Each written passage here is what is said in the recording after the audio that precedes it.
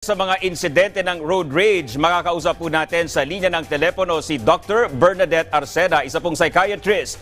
Magandang gabi po, Dr. Arcena, si Dominic Almelorito ng PTV Ulat Bayan Weekend. Hi, Dominic. Magandang hapon. Yes, Doc, ano po ang mga kadahilanan bakit nangyayari ang road rage kung saan umaabot pa minsan sa pananakit at pagpatay sa mga nasasangkot dito, Doc? Actually, ang road rage kasi is andyan na yan even before, no? May problema sila sa pag-control ng kanilang galit at masyado silang impulsive. Mga kadahilanan kung bakit hindi nila nakakayanan kontrolin, no, ang kanilang sarili kapag sila ay nasa daan na. Doc, ano-ano po ba yung mga psychological factors na maaaring magdulot ng road rage sa isang tao? Lalo't karaniwan naman sa mga ito ay ordinaryong tao lang na hindi naman talaga sanay pumatay o manakit, Doc. Ikaw kasi kapag hindi mo nakokontrol ang iyong galit, ito ay tinatawag natin na pagtaas ng dopamine levels, no? Ang dopamine neurotransmitter ay isang hormone na talagang nagpapa-increase ng aggression. So, isang factor yon. Pangalawa would be puyat or stress, no, na hindi mo nasusolve. At pangatlo ay kapag may mga internal factors na nangyayari sa sarili mo or may mga pinagdadaanan ka, this can also cause the problems, no, in controlling anger. Doc, doon po sa mga tinatawag nating mga pikon o yung mga madaling magalit, ano po yung pwede nalang gawin? Sa tingin po ninyo, dapat na ba silang magmaneho pa, Doc?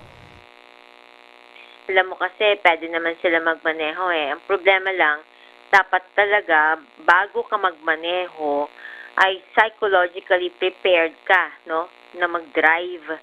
Dapat nakakain sila mabuti at hindi sila pagod, no, pag nagmamaneho.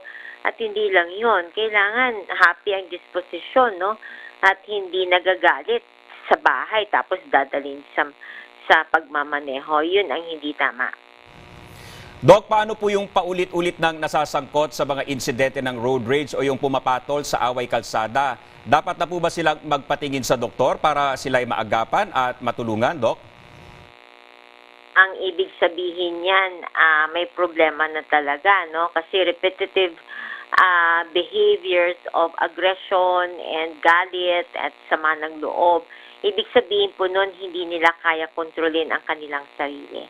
So, kailangang patingin na talaga sila.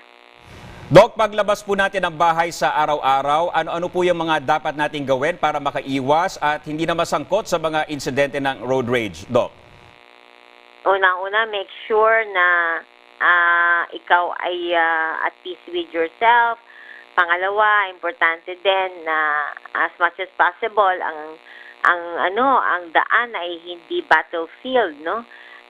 Tandaan natin na may mga rules tayo na ginagawa, no, every day para tayo makapagtrabaho, tayo makapunta dun sa ating dapat puntahan at make sure lang na there is respect, no, kapag nasa daan. Doc, kayo po ba ay pabor na magkaroon ng anti-road rage na batas na magbibigay ng mabigat na parusa sa mga masasangkot po dito, Doc?